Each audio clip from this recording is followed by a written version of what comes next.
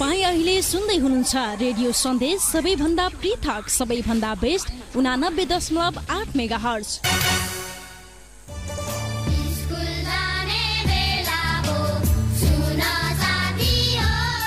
सुनवल नगरपालिका शिक्षा शाखाको सम्पूर्ण विद्यार्थी तथा अभिभावक ज्यूहरूलाई अनुरोध।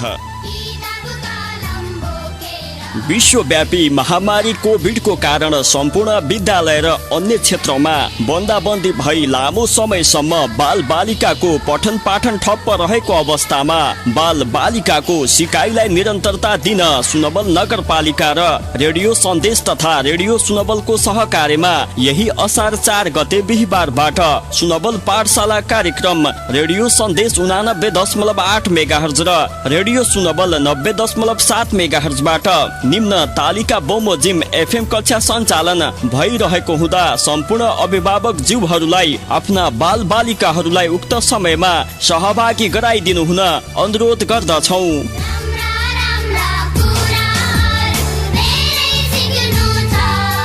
रेडियो सुनवलमा पढाइ हुने समय कक्षा 3 को बिहान 9:30 देखि 10 बजेसम्म, कक्षा 4 को बिहान 10:05 देखि 10:40 सम्म, कक्षा 5 को बिहान 11:05 देखि 11:45 सम्म, कक्षा 6 को मध्याह्न 12:10 देखि 12:55 सम्म र कक्षा 1 को दिउँसो 1:10 देखि 1:40 सम्म। त्यस्तै रेडियो सन्देशमा कक्षा सञ्चालन हुने समय कक्षा 2 को बिहान 9:15 देखि 9:30 सम्म, कक्षा 10 को दिउँसो 2:10 देखि 2:55 सम्म, कक्षा 9 को दिउँसो 3:10 देखि 4 बजेसम्म, कक्षा 8 को दिउँसो 4:10 देखि 5 बजेसम्म र कक्षा 7 को साँझ 5:10 देखि 6 बजेसम्म। अनुरोधक सुनवल नगरपालिका शिक्षा शाखा।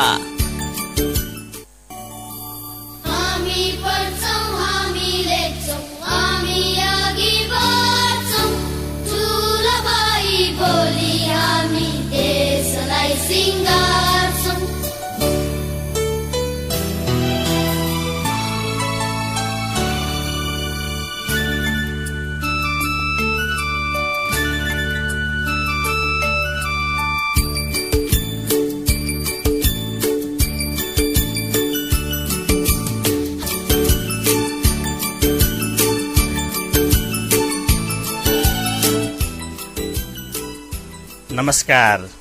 रेडियो सन्देश 98.8 मेगाहर्जको तरङ्गबाट प्रसारण हुन गइरहेको सुनवल पाठशाला कार्यक्रमको प्रतीक्षामा रहनुभएका सम्पूर्ण श्रोता एवं विद्यार्थी भाइ बहिनीहरूमा म महाकवि देवकोटा नमुना माविमा अध्यापनरत नेपाली विषयको कक्षा 10 को सिकाइ सहजकर्ता ध्रुवराज घिमिरेको न्यानो अभिवादन पुनः स्वीकार्नुहोस्। विद्यार्थी भाइ बहिनी एवं श्रोताहरू, हाल विश्व कोभिड-19 को उच्च महामारीबाट आक्रान्त छ। यस सन्दर्भमा करिब 3 महिनादेखि हाम्रा विद्यार्थी भाइ बहिनीहरू घरमै बस्न बाध्य हुनुभएको छ। हामी सबैका दैनिकीहरू ठप्प प्राय हुन पुगेका छन्। यस अवस्थामा पनि बालबालिकाहरूमा केही मात्रामा भए पनि सिकाइमा सक्रियता रहोस् भन्ने हेतुले सुनवल नगरपालिका एवं रेडियो सन्देशको सहकार्यबाट रेडियो शिक्षण कार्यक्रम अगाडि सारिएको छ। यस कार्यक्रममा मलाई कक्षा 10 को सिकाइ सहजीकरण गर्ने मौका दिनुभएकोमा एफएम परिवार तथा नगरपालिका र मेरो विद्यालय सम्पूर्णमा हार्दिक आभार प्रकट गर्दछु। विद्यार्थी भाइ बहिनीहरू एवं सम्पूर्ण श्रोतागणहरू, आजको यस बसाइमा अबको करिब 50 मिनट हामी कक्षा 10 मा अध्ययन गर्ने विद्यार्थी भाइ बहिनीहरूलाई लक्षित गरेर कार्यक्रममा रहनेछौँ। तसर्थ सम्पूर्ण विद्यार्थीहरू यदि यस रेडियोको तरङ्ग नजिकमा हुनुहुन्छ भने कक्षा 10 को नेपाली पुस्तक, त्यसैगरी कपी कलम, त्यसैगरी उपलब्ध छ भने प्रश्नपत्र र क्वेशन बैंक जस्ता आवश्यक शैक्षिक सामग्रीका साथ कार्यक्रम अवधिभर सँगै रहेर यस विषयसँग सम्बन्धित पक्षतिर ध्यान दिनुहुन समेत म अनुरोध गर्दछु। त्यसैगरी अभिभावकवर्ग हजुरहरूले आफ्ना बालबालिकाको लागि रेडियोको नजिक पुग्ने वातावरण सिर्जना गराइदिनुहुनेछ भन्ने पूर्ण आशा समेत लिएको छु। हजुर सम्पूर्ण विद्यार्थी भाइ बहिनीहरू, आज हामी कक्षा 10 को विषय नेपाली रहेको छ र आजको हाम्रो पाठ्यवस्तुमा चाहिँ हाम्रो यो पहिलो दिनको कक्षा पनि भएको हुनाले खासमा हामी कक्षा 10 को विषयवस्तुको परिचय र प्रश्नपत्रको ढाँचा यी दुईवटा पक्षमा रहेर आजको बसाइमा हाम्रो भालाकुसारी हुनेछ। विद्यार्थी भाइ बहिनीहरू, हामी आजको कक्षालाई मूलत दुईवटा खण्डमा बाँडेर म अघि भनिसकेँ महत्त्वपूर्ण कुराको जानकारी लिन्छौँ। आज पहिलो खण्डमा म भाइ बहिनीहरूलाई विधागत परिचयबाट कक्षा 10 को पाठ्यपुस्तकको जानकारी गराउन गइरहेको छु।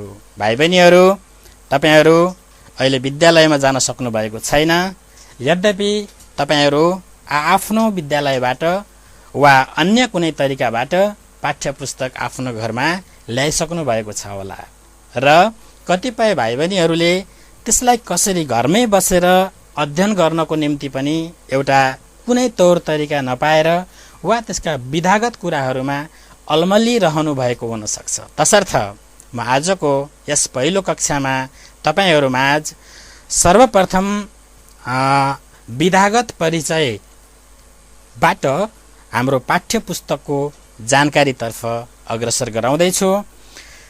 आजको कक्षा पहिलो कक्षा भएकोले सर्वप्रथम विद्यार्थी भाइ बहिनीहरूलाई कक्षा 10 को पाठ्यपुस्तकभित्र रहेका पाठहरूलाई विधागत रूपमा स्पष्ट पार्ने प्रयासमा अब हामीहरू लाग्छौँ। भाइ बहिनीहरू, तपाईहरूलाई म अघि भनेकै थिएँ पक्कै पनि पाठ्यपुस्तक र अन्य आवश्यक शैक्षिक सामग्रीहरू अगाडि राखेकै हुनुहुन्छ होला। ठिक छ, त्यसो भए आउनुहोस् विद्यार्थी भाइ बहिनीहरूले पाठ्यपुस्तक हेर्दै गर्दा यदि हेरिसक्नु भएको छ भने पनि ठिक छ, नभए अहिले हेर्नुहोस् हाम्रो यस पुस्तकमा जम्मा जम्मी 8 वटा विधाका, कतिवटा विधा त भन्दा 8 वटा विधाका जम्मा जम्मी 16 वटा पाठहरू समावेश गरिएका छन्। 8 वटा विधाका 16 वटा पाठहरू समावेश गरिएका छन्। ती पाठका साथमा भाषाका 4 वटा महत्त्वपूर्ण सिपहरू, ध्यान दिनु होला, भाषाका 4 वटा महत्त्वपूर्ण सिपहरू तपाईहरूले कक्षा 8 र कक्षा 9 मा पनि यस बारेमा स्पष्ट भइसक्नु भएको हुन सक्छ। यदि छैन भने ध्यान दिनुहोस्। भाषाका ती 4 वटा सिपहरू मध्ये सुनाइ सिप सबैभन्दा पहिलो सिप हो, त्यसैगरी बोलाइ सिप, त्यसैगरी तेस्रो सिपमा पढाइ सिप र अन्तिम एवं चौथो सिपमा लेखाइ सिप। पक्कै पनि विद्यार्थी भाइ बहिनीहरूले मैले भन्दै गरेको कुरालाई भित्रदेखि यसलाई बुझ्ने, यसको मर्मलाई ख्याल गर्ने काम अवश्य गर्नुभएको छ। यी 4 वटा महत्त्वपूर्ण सिप यदि हामी कुनै पनि विषयवस्तुको अध्ययन गर्छौँ, पढ्छौँ वा कुनै साहित्य कृतिहरू रचना गर्छौँ वा हामीले कुनै पनि सृजनात्मक अभिव्यक्ति दिन्छौँ, उत्तर लेख्छौँ अथवा हामीले यसको समग्र रूपमा भन्दाखेरि हामीले पढ्छौँ, त्यो पढ्नुको पछाडि भाषा विषयमा हामी यी 4 वटा सिपमा यदि निपुण हुन सकेनौँ भने फेरि पनि नेपाली विषयका उद्देश्यहरू तपाईहरूले हासिल गर्न सक्नुहुन्न। हामीहरूले तपाईहरूलाई ती भाषाका सिपहरू हासिल गराउन सक्दैनौँ। तसर्थ म फेरि एकचोटि पुनरावृत्ति गराउन चाहन्छु, ध्यान दिनुहोला। हामीले कक्षा 10 मा जम्मा जम्मी 8 वटा विधाका 16 वटा पाठहरू हामीले पढ्नु पर्नेछ। हाम्रो पाठ्यपुस्तकमा यी सामग्रीहरू राखिएका छन्, ध्यान दिनुहोला। र यदि पुस्तक खोल्नु भएको छ भने तपाईले देखि पनि सक्नुभयो। हेर्नुहोस्, विषय सूचीमा गएर हेर्नुहोस्। सबैभन्दा पहिला म आज तपाईँहरूको विषय सूचीमा छु। त्यहाँ 16वटा पाठ छन्। अब भित्र ध्यान दिएर हेर्नुहोस्, यता विधामा त्यहाँ कतिवटा त 8वटा विधाहरू छन्। ल ठिक छ, अब ती 16वटा पाठहरू कुन कुन विधा अन्तर्गत रहेका छन् त्यसतर्फ म तपाईँहरूलाई स्पष्ट पार्दैछु। ध्यान दिनुहोला।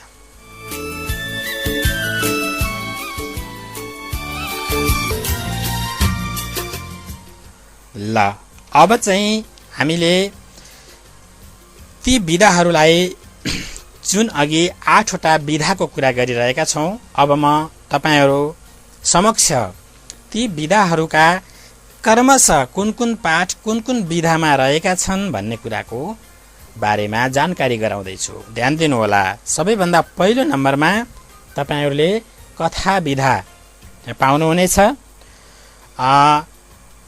हामीले कथा विधा अन्तर्गत जम्मी 4वटा पाठहरू हाम्रो पाठ्यपुस्तकमा कक्षा 10 को पाठ्यपुस्तकमा तपाईँहरूले पढ्नुहुनेछ। अब म तपाईँहरूलाई ती पाठहरूको जानकारी संक्षेपमा गराउँदैछु। 4वटा कथामध्ये पाठ 1 मै रहेको जन्मभूमि, त्यसै गरी प्रत्यागमन, अर्को छ लक्ष्मी पूजा। हेर्दै गर्नुभएको छ भने पक्कै पनि मैले भनेका पाठहरू तपाईँले पत्ता लगाउनु भएको छ। र अन्तिम नम्बरमा चाहिँ अन्तिमकै माउजङ बाबु साहेबको कोट। यी 4वटा कथाहरू कतिपय सामाजिक विषयवस्तुमा लेखिएका छन्, कतिपय बाल मनोवैज्ञानिक विषयवस्तुमा लेखिएका छन्, कतिपय मनोवैज्ञानिक एवं सामाजिक यी दुवै विशेषताहरूको मिश्रित रूपबाट पनि लेखिएका छन्। जस्तै उदाहरणको लागि माउजङ बाबु साहेबको कोटलाई यो अन्तिम विशेषतामा हामीले हेर्न सक्छौँ। नम्बर दोस्रोमा जाउँ। दोस्रो नम्बरमा कविता विधाको चर्चा गर्छौँ। हामीले कक्षा 10 को नेपाली विषयमा जम्मी 3वटा कविताहरू अध्ययन गर्नेछौँ। ती 3वटा कविताहरू मध्ये सबैभन्दा पहिलो रहेको छ सन्तुष्टि, जसलाई कवि भरतराज पन्तले रचना गर्नुभएको छ। त्यसैगरी दोस्रो कविताको रूपमा वर्षा, जसलाई महाकवि लक्ष्मीप्रसाद देवकोटाले रचना गर्नुभएको छ। र तेस्रो कविता चाहिँ म सडक बोल्दैछु रहेको छ, जसलाई कवयित्री पारिजातले रचना गर्नुभएको छ।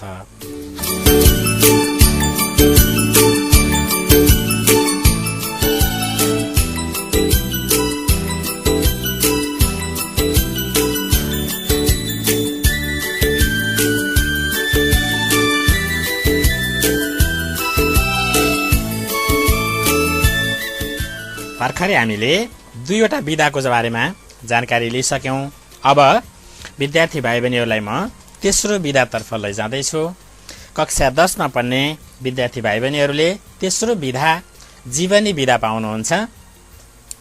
जीवनी विधा अन्तर्गत हामीहरूले जम्मी 2वटा पाठहरू पढ्नेछौँ। त्यसमध्ये सन्दुक रोहितको जीवनी पहिलो जीवनी रहेको छ, सन्दुक रोहितको जीवनी। त्यसै गरी दोस्रो जीवनीको पाठ रहेको छ क्लारा जेटकिन, एकजना राष्ट्रिय व्यक्तित्व हुनुहुन्छ सन्दुक रोहित, चिर परिचित व्यक्तित्व। त्यसै गरी दोस्रो क्लारा जेटकिन जो अन्तर्राष्ट्रिय व्यक्तित्व। हामी यी दुईजनाको जीवनी कक्षा 10 को जीवनी विधा अन्तर्गत रहेर अध्ययन गर्नुपर्ने विषयवस्तु रहेको छ। त्यसै गरी अब हामी चौथो विधातर्फ जान्छौँ। भाइ बहिनीहरू, चौथो विधाको रूपमा हामीले निबन्ध विधालाई पढ्छौँ। निबन्ध विधा अन्तर्गत हामीहरूले जम्मी 3वटा पाठ कक्षा 10 मा अध्ययन गर्नुपर्नेछ। ती 3वटा पाठहरू चाहिँ के त भन्दा एउटा रहेको छ थाङ्का, त्यसै गरी अर्को रहेको छ हाम्रो संस्कृति, र निबन्ध विधा अन्तर्गतको अन्तिम पाठ रहेको छ जयभुँडी। यी 3वटा निबन्धहरू हामीले छुट्टा छुट्टै विषयवस्तुमा आधारित रहेका छन्। यिनीहरूलाई पढ्न पाउने छौँ कक्षा 10 मा। भाइ बहिनीहरू, त्यसै गरी पाँचौं विधाको रूपमा मनोवाद रहेको छ। मनोवाद विधामा हामीले जम्मी एउटा मात्र पाठ पढ्नेछौँ कक्षा 10 मा। त्यो पाठको नाम रहेको छ म पनि सक्छु। वास्तवमै अपाङ्गता भएका व्यक्तिहरू पनि हरेक काम गर्न सक्छन् भन्ने किसिमको अभिव्यक्ति रहेको मनोवाद छ। मनोवादपछि हामी लाग्छौँ 6ठौं विधातर्फ। 6ठौं विधाको रूपमा हामीले चिठीलाई पढ्नेछौँ। हामीले कक्षा 10 मा चिठी अन्तर्गत एउटा पाठ जसलाई व्यापारिक चिठी भनेर राखिएको छ यसको अध्ययन गर्नेछौँ। 7औं नम्बरमा वाद विवाद रहेको छ। अवश्य पनि भाइ बहिनीहरू हामी यस विधामा पनि एकदम परिचित छौँ। पहिलेदेखि साना कक्षाहरूमा हामीले पढ्दै आएका विधाहरू नै यहाँ पनि रहेका छन्। वाद विवाद अन्तर्गतको पाठ रहेको छ स्थानीयकरण भन्दा विश्वव्यापीकरण बेस। त्यसै गरी अन्तिम विधाको रूपमा रहेको छ एकाङ्की। हामीले एकाङ्की अन्तर्गत पनि एउटा मात्र पाठ पढ्छौँ, त्यो चाहिँ हो टीका। यसरी अहिले म भाइ बहिनीहरू समक्ष जुन कुरा बताउँदै गएको छु यसमा हामीले सरसर्ती 16वटा पाठहरू पढ्नुपर्ने अवस्था छ र ती 16वटा पाठहरू जम्मी कतिवटा विधाका छन् त भन्दा 8वटा विधामा आधारित छन्। मैले थोरै विद्यार्थी भाइ बहिनीहरूलाई फेरि स्मरण गराउन चाहन्छु कि हामीले कथा 4वटा, कविता 3वटा अघि मैले भनिसकेको छु। भाइ बहिनीहरूले पक्कै पनि त्यसमा ध्यान दिनुभएको छ। त्यसै गरी जीवनी 2वटा रहेका छन्, निबन्ध 3वटा रहेका छन्, मनोवाद एउटा, चिठी एउटा, वाद विवाद एउटा र एकाङ्की एउटा गरी जम्मी 8वटा विधाका 16वटा पाठ्य सामग्री भनौँ, पाठ भनौँ, हामीले कक्षा 10 मा पढ्नुपर्ने छ।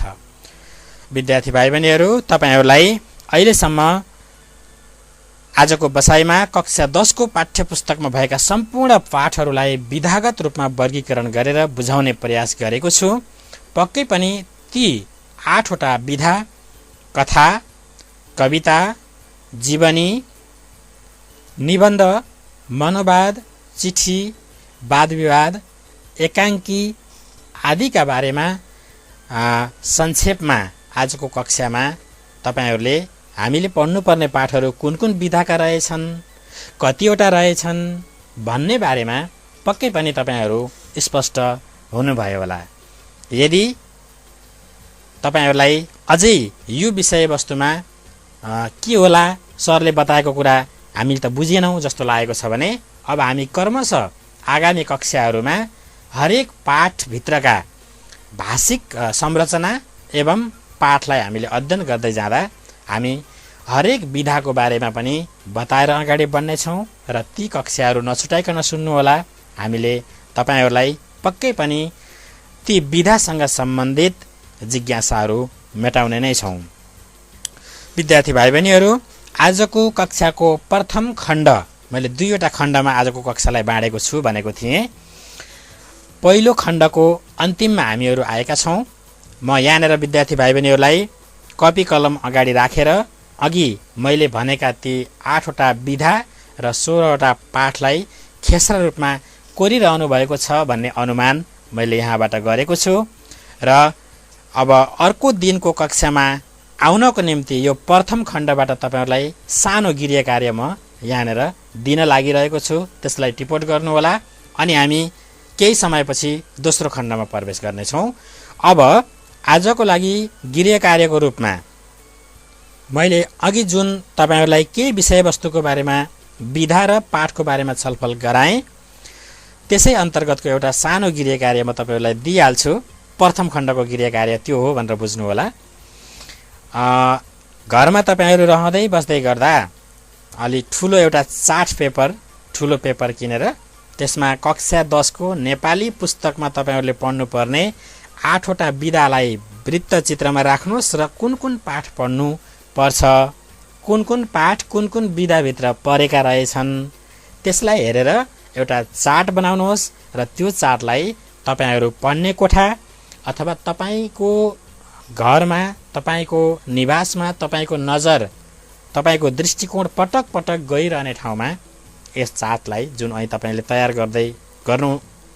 तयार गर्नको निम्ति मैले भने त्यसलाई चाहिँ त्यो ठाउँमा राख्नुहोस्, ताकि तपाई आफ्नो अध्ययन कक्षामा रहँदा अथवा तपाई आफ्नो घरमा रहँदा त्यो सामग्रीलाई जति बेला सुकै तपाईले हेरिरहनुहुनेछ। यस्तो खालको कामले तपाईहरुलाई परीक्षासम्मका दिनमा धेरै सहज बनाउनेछ। नेपाली विषयमा के गरेर धेरै अङ्क ल्याउने, कसरी हामीले राम्रो भन्दा राम्रो गर्न सक्छौं त भन्दाखेरि हामीले यी तौर तरिकाबाट हाम्रो अध्ययनलाई अगाडि बढाउनु पर्ने हुन्छ। विद्यार्थी भाइ बहिनीहरू, प्रथम खण्डलाई हामीले यहीँनेर बिट मार्छौं।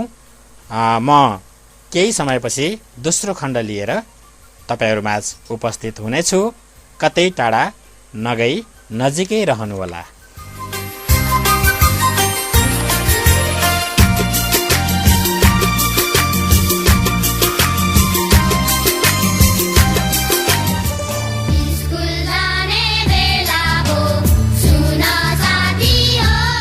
सुनवल नगरपालिका शिक्षा शाखाको सम्पूर्ण विद्यार्थी तथा अभिभावकज्यूहरूलाई अनुरोध।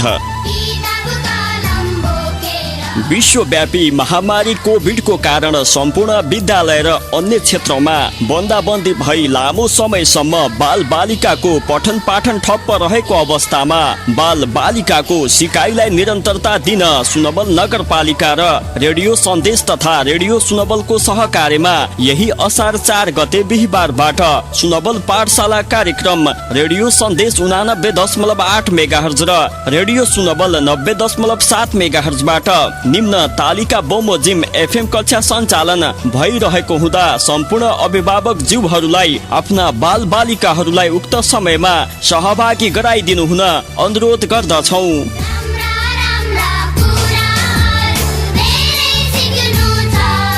रेडियो सुनवलमा पढाइ हुने समय कक्षा 3 को बिहान 9:30 देखि 10 बजेसम्म, कक्षा 4 को बिहान 10:05 देखि 10:40 सम्म, कक्षा 5 को बिहान 11:05 देखि 11:45 सम्म, कक्षा 6 को मध्याह्न 12:10 देखि 12:55 सम्म र कक्षा 1 को दिउँसो 1:10 देखि 1:40 सम्म। त्यस्तै रेडियो सन्देशमा कक्षा सञ्चालन हुने समय कक्षा 2 को बिहान 9:15 देखि 9:30 सम्म, कक्षा 10 को दिउँसो 2:10 देखि 2:55 सम्म, कक्षा 9 को दिउँसो 3:10 देखि 4 बजेसम्म, कक्षा 8 को दिउँसो 4:10 देखि 5 बजेसम्म र कक्षा 7 को साँझ 5:10 देखि 6 बजेसम्म। अनुरोधक सुनवल नगरपालिका शिक्षा शाखा। रेडियो सन्देश 89.8 मेगाहर्ज।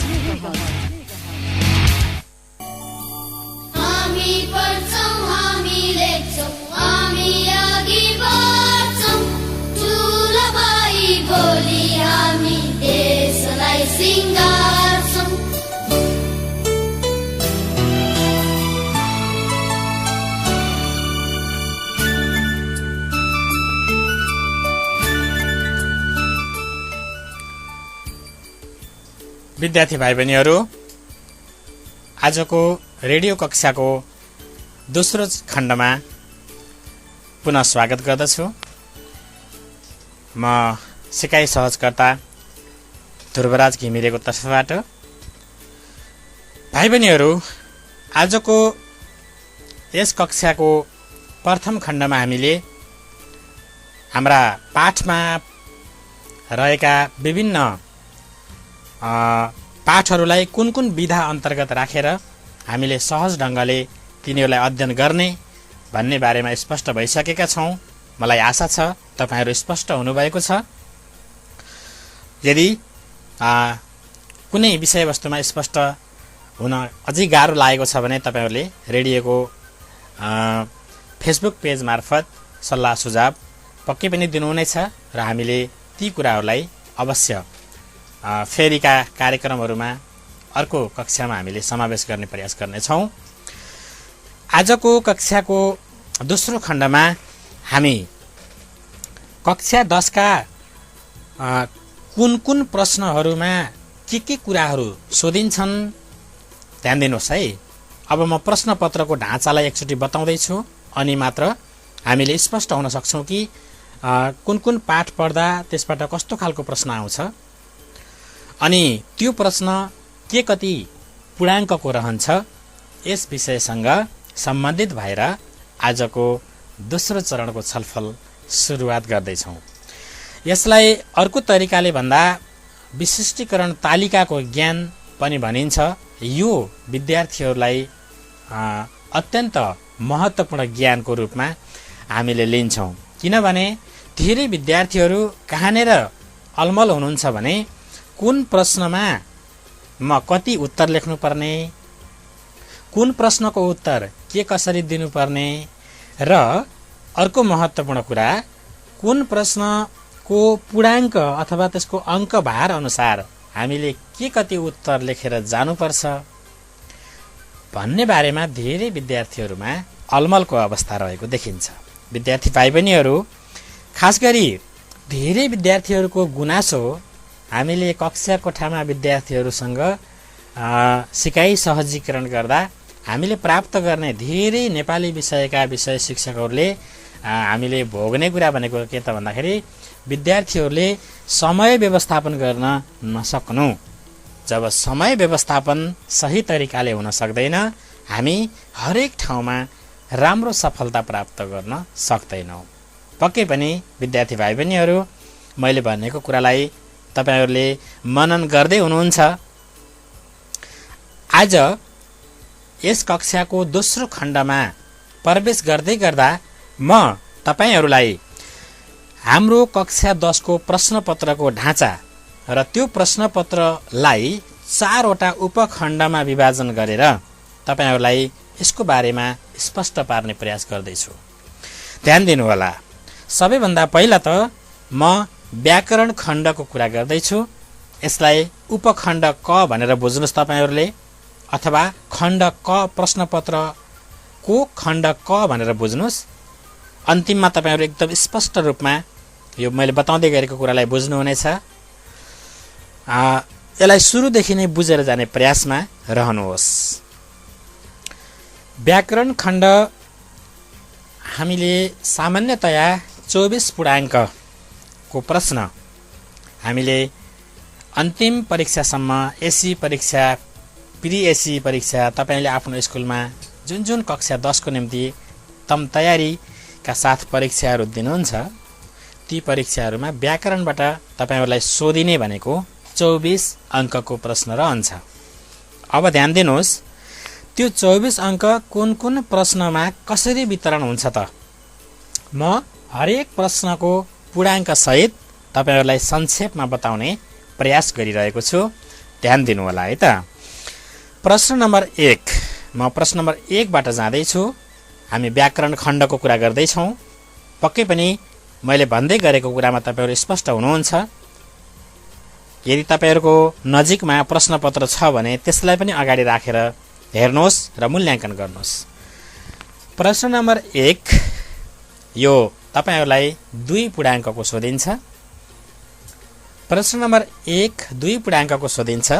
यसमा तपाईहरूलाई मिल्दो शब्द राखेर जोडा मिलाउनुहोस् भन्ने ढाँचाको प्रश्न दिन्छ, जुन तपाईहरूले अघिल्ला कक्षाहरूमा अभ्यास गरिसक्नु भएको छ। यहाँनिर थोरै ध्यान दिनुपर्ने विषयवस्तु के छ भने हामीले यहाँ जोडा मिलाउने शब्द पाउँदा खास गरी 3 प्रकारका शब्दहरू पाउँछौँ। कति प्रकारका? 3 प्रकारका शब्दहरू पाउँछौँ। हजुर, ध्यान दिनुहोस्। त्यसमध्ये पहिलो तत्सम, संस्कृतबाट नेपालीमा जस्ताको तस्तै आएका शब्दहरू। दोस्रो तद्भव, संस्कृतबाट नेपालीमा आउँदा कहीँ कतै रूप बदलिएर आएका शब्द। र तेस्रो आगन्तुक शब्द, नेपाली भाषा बाहेक अन्य भाषाबाट, चाहे त्यो नेपालभित्रै बोलिने नेपाली भाषा बाहेकको भाषा होस्, चाहे नेपाल बाहिर अन्य मुलुकमा बोलिने भाषा होस्। हामीसँग अघि मैले तपाईहरुलाई बताएँ, अब सन्दर्भमा जोड्दै जान्छु। पाठ 1 देखि पाठ 16 सम्म हामीले अध्ययन गर्दै जाँदा त्यहाँ विभिन्न खालका शब्दहरूसँग हामीहरू परिचित हुन्छौँ। ती शब्दहरूलाई हामीले प्रयोग गर्छौँ। उत्तर लेख्दा होस्, सस्वर वाचन गर्दा होस्, मौन पठन गर्दा होस्, तपाईहरू सरहरूसँग आफू आफूमा कुराकानी गर्दा नै किन नहोस्, शब्दहरू त हरेक ठाउँमा प्रयोग भएका हुन्छन्। प्रश्न नम्बर 1 चाहिँ यही शब्दको सही अर्थसँग अन्तर सम्बन्धित छ। मैले बताएँ तपाईहरूलाई तत्सम, तद्भव र आगन्तुक शब्दबाट पर्ने गरी यो प्रश्न निर्माण हुन्छ र यो प्रश्न चाहिँ 2 अङ्क भारको अथवा 2 पूर्णाङ्कको तपाईहरूले पाउनुहुन्छ। त्यसै गरी प्रश्न नम्बर 2 मा जाउँ। पक्कै पनि प्रश्न नम्बर 2 मा तपाईहरूलाई 4 वटा प्रश्न सोधिन्छन्। यो पनि 2 पूर्णाङ्कको हुन्छ र यसमा तपाईहरूले कक्षा 8 र 9 मा लगभग स्पष्ट भइसकेकै विषयवस्तुहरू, यसमा केही थप हामीले कक्षा 10 मा अध्ययन गर्छौँ र एसईको तयारीसम्म पुग्दा हामी त्यसमा धेरै कुराहरू सिकिसकेका हुन्छौँ। पर्यायवाची शब्द, विपरीतार्थी शब्द, अनेकार्थी शब्द र श्रुति समभिन्नार्थी शब्द। एकपटक पुनः स्मरण गर्नुहोस्। पर्यायवाची शब्द, विपरीतार्थी शब्द, अनेकार्थी शब्द र श्रुति समभिन्नार्थी शब्द। यसरी 4 प्रकारका शब्दहरूलाई हामीले प्रश्न नम्बर 2 मा ध्यानपूर्वक अध्ययन गरेर यो प्रश्नमा ख्याल गर्नुपर्नेछ। त्यसै गरी प्रश्न नम्बर 3 तिर तपाईहरूलाई लैजाँदैछु। प्रश्न नम्बर 3 वाक्यमा प्रयोग गर्ने शिल्पसँग सम्बन्धित छ। वाक्यमा प्रयोग गर्ने यो प्रश्न हामीहरूलाई पूर्णाङ्क 2 मा सोधिन्छ र 2 वटा कुरालाई त्यहाँ वाक्यमा प्रयोग गर्ने सामग्रीको रूपमा हेरिन्छ। यसमा प्राय एउटा उखान टुक्काबाट प्रश्न सोध्ने गरिन्छ भने एउटा कि त निपातबाट कि त पारिभाषिक शब्दबाट तपाईहरूलाई वाक्यमा प्रयोग गर्ने प्रश्न सोधिरहेको हुन्छ। त्यसै गरी प्रश्न नम्बर 4 तिर लागौँ। प्रश्न नम्बर 4 तपाईहरूलाई क र ख गरी 2 वटा खेमामा यसलाई बाँडेर सोधेको हुन्छ। 4 को क मा तपाईहरूलाई 1 पूर्णाङ्कको प्रश्न सोध्छ। त्यसमा अशुद्ध शब्दहरू छ्यासमिस पारेर दिइन्छ र शुद्ध शब्द लेख्नुहोस् भन्ने ढाँचाको प्रश्न दिइन्छ। पक्कै पनि विद्यार्थी भाइ बहिनीहरू यस्तो खालको प्रश्नमा पनि तपाईहरू अभ्यस्त हुनुहुन्छ। त्यसै गरी 4 को ख मा चाहिँ शुद्ध पार्ने प्रश्न छ। यो चाहिँ त्यहाँ 4 वटा अशुद्ध रूपहरू दिइन्छ र ती 4 वटा अशुद्ध ठाउँहरू पहिचान गरेर हामीले तिनलाई शुद्ध बनाउनु पर्ने अवस्था रहन्छ।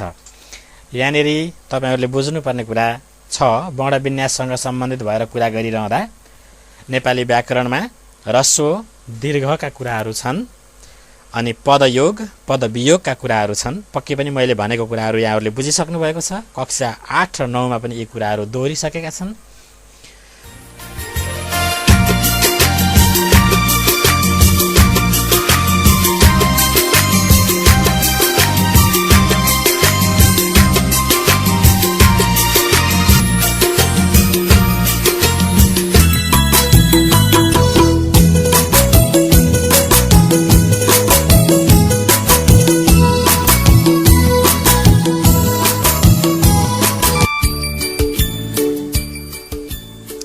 भाइ बहिनीहरू, हामीले प्रश्न नम्बर 4 को कुरा गर्दैछौँ। 4 को ख मा 2 पूर्णाङ्क जुन वर्ण विन्याससँग सम्बन्धित कुराहरू हामीलाई सोधिन्छन्।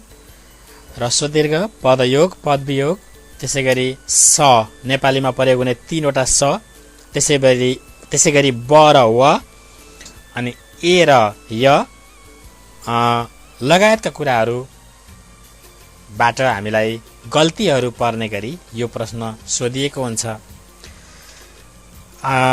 अब प्रश्न नम्बर 5 तिर लाग्दैछु म। प्रश्न नम्बर 5 मा शब्दवर्ग वा पदवर्ग पनि भनिन्छ। यसबाट हामीलाई 3 पूर्णाङ्कको प्रश्न सोध्छ। अबका कक्षाहरूमा हामीले क्रमशः तपाईहरुलाई यी कुराहरूमा झन बढी अभ्यस्त हुने तरिकाले सामग्रीहरू प्रसारण गर्ने तपाईहरुसँग छलफलमा जुट्ने छौं। विकारी शब्दवर्ग र अविकारी शब्दवर्ग दुवै वर्गबाट पर्ने गरी यो प्रश्नको अङ्कबार निर्धारण गरिएको हुन्छ। प्रश्न नम्बर 5 पद वर्ग, यसबाट हामीलाई 3 अङ्कको प्रश्न सोध्ने गरिन्छ। भाइ बहिनीहरू, म तपाईहरुलाई अब प्रश्न नम्बर 6 को बारेमा थोरै बताउन गइरहेको छु। प्रश्न नम्बर 6 मा हामीलाई उपसर्ग, पक्कै पनि कक्षा 9 मा परिचित हुनुहुन्छ। म बोल्दै गरेका कुराहरू, मैले भन्दै गरेका कुराहरूसँग धेरै नयाँ विषयवस्तु अझसम्म आएको छैन। आज म यसैको बारेमा तपाईहरुसँग पहिला कक्षा 10 मा हामीले कति कुरा व्याकरणका के कुरामा ध्यान दिनु पर्दो रहेछ अनि सृजनात्मक पक्षमा कहाँ ध्यान दिनुपर्ने रहेछ भनेर यो ढंगले बताउँदै छु। उपसर्ग प्रत्ययबाट 2 पूर्णाङ्क र समास अनि विग्रहबाट 1 पूर्णाङ्क हुने गरी प्रश्न नम्बर 6 मा कक्षा 10 का अनेक परीक्षाहरूमा तपाईहरुलाई पूर्णाङ्क 3 को प्रश्न रहन्छ। त्यसैगरी प्रश्न नम्बर 7 तिर जाउँ। अत्यन्त महत्त्वपूर्ण प्रश्नहरू छन् यी। प्रश्न नम्बर 7 मा हामीले काल, त्यसैगरी पक्ष र भाव, भाइ बहिनीहरू पक्कै पनि यी कुराहरूसँग नजिक हुनुहुन्छ, यी कुराहरूलाई राम्रोसँग बुझ्नु भएको छ भन्ने आशा मैले लिएको छु। र काल, पक्ष र भाव यी 3 वटा कुरा पनि तपाईहरुले कक्षा 8 र 9 मा पढ्नु भएको छ। त्यसलाई फेरि हामीले अझै भित्र प्रवेश गरेर अध्ययन गर्ने छौं। प्रश्न नम्बर 7 बाट तपाईहरुलाई जम्मा 2 पूर्णाङ्कको प्रश्न सोधिन्छ। प्रश्न नम्बर 8 अत्यन्त महत्त्वपूर्ण प्रश्न मानिन्छ कक्षा 10 मा। यो प्रश्नलाई वाक्य, ध्यान दिनु होला, वाक्य, त्यसैगरी वाच्य, म दोस्रोमा वाच्य भनेको छु, त्यसैगरी प्रेरणार्थक अनि लिङ्ग, वचन, पुरुष आदि। यसबाट म एकचोटि फेरि यहाँनिर तपाईहरुलाई स्पष्ट पार्दैछु। प्राय भन्छु है त, यहाँनिर प्राय वाक्यबाट 1 पूर्णाङ्क, वाच्यबाट 1 पूर्णाङ्क, प्रेरणार्थकबाट 1 पूर्णाङ्क पर्ने गरी 3 पूर्णाङ्क गइसक्यो। प्रश्न नम्बर 8 जम्मा 4 पूर्णाङ्कको हुन्छ। अब अन्तिममा लिङ्ग, वचन, पुरुष आदिबाट 1 पूर्णाङ्क समेट्ने गरी यो प्रश्न चाहिँ 4 पूर्णाङ्कमा सोधिन्छ। त्यसैगरी प्रश्न नम्बर 9 जुन व्याकरण खण्डको अन्तिम प्रश्नमा हामी पुगेका छौं। यसमा चाहिँ काल, पक्ष, भाव, म फेरि एकैछिन विद्यार्थी भाइ बहिनीहरूलाई पूर्व सन्दर्भ जोड्न चाहन्छु। भर्खरै हामीले प्रश्न नम्बर 7 र 8 मा गरेका कुराहरू नै फेरि प्रश्न नम्बर 9 मा दोहोरिएर सोधिन्छ। तर प्रश्न सोध्ने ढाँचा चाहिँ केही फरक हुन्छ। अवश्य पनि तपाईहरुले यदि नजिकमा प्रश्नपत्र छ भने हेरिसक्नुभयो होला, यदि छैन भने पक्कै पनि हेर्ने योजना बनाउनु भयो होला। काल, पक्ष र भावबाट हामीलाई प्रश्न नम्बर 7 र प्रश्न नम्बर 9 मा दुवैतिर प्रश्न सोधिन्छ र प्रश्न नम्बर 9 मा चाहिँ 3 पूर्णाङ्कको प्रश्न सोधिन्छ। यसरी प्रश्न नम्बर 1 देखि प्रश्न नम्बर 9 सम्म तपाईहरुले जम्मा 24 पूर्णाङ्कको प्रश्नहरू प्राप्त गर्नुहुन्छ। अब म यो खण्ड व्याकरण खण्डपछि बोध खण्डको बारेमा तपाईहरुलाई बताउने छु। सृजनात्मक लेखन खण्ड र प्रश्नोत्तर खण्डको लागि छोटोमा चाहिँ चर्चा गर्ने छु।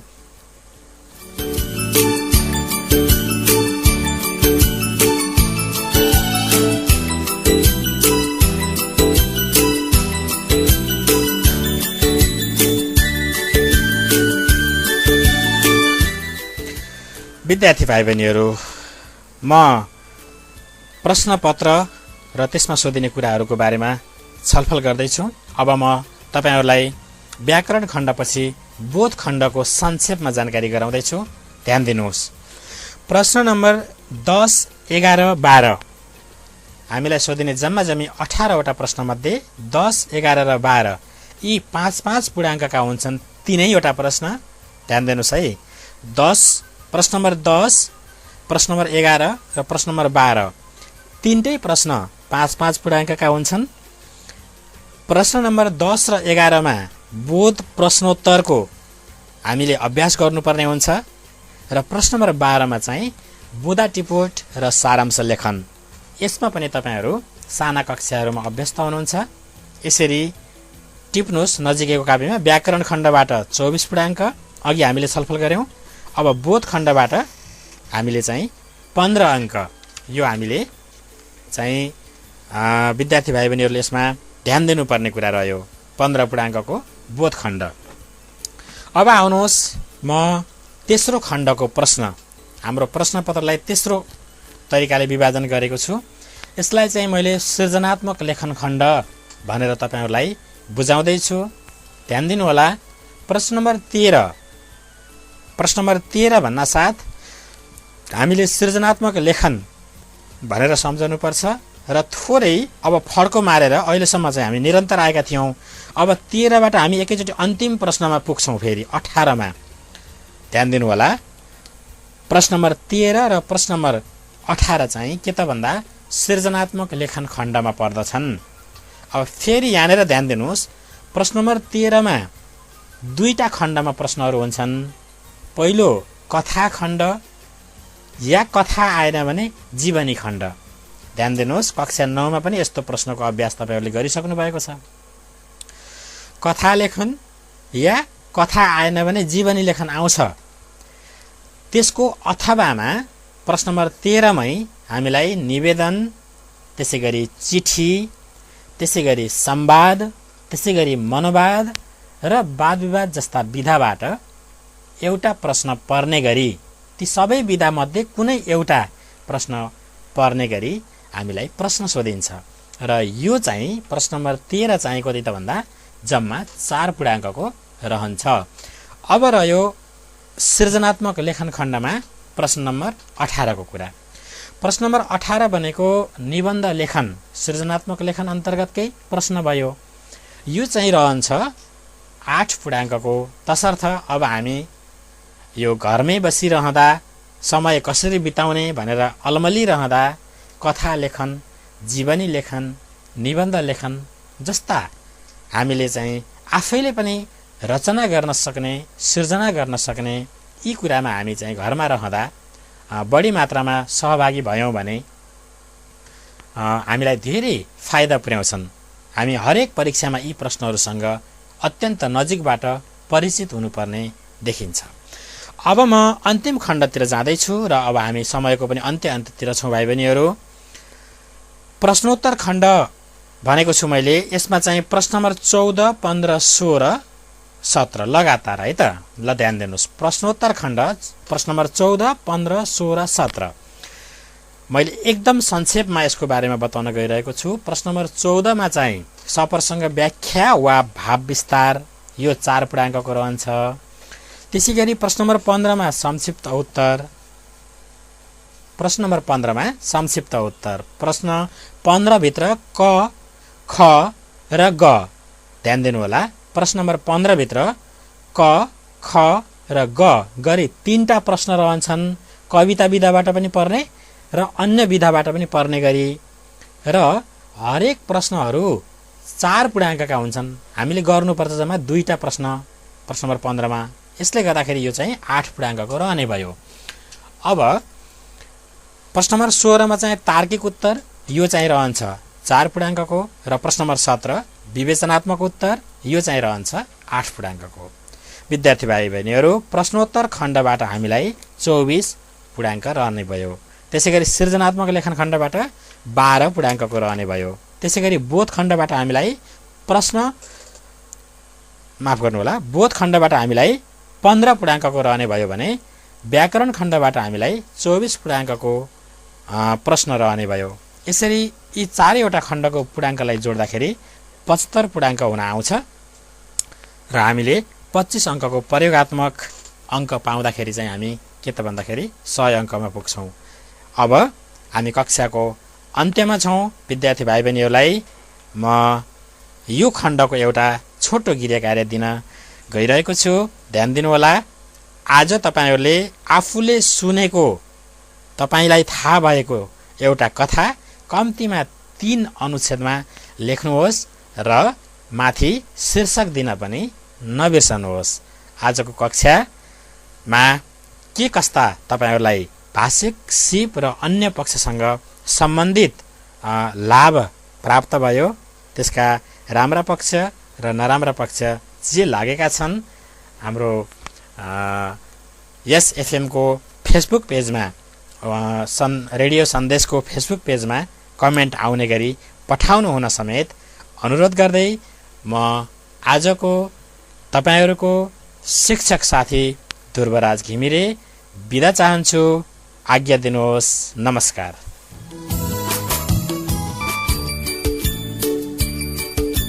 साथी मेरे सुन तो जरा। तपाईँ अहिले सुन्दै हुनुहुन्छ रेडियो सन्देश 89.8 मेगाहर्ज। हाँ, मैं सुन रही हूँ।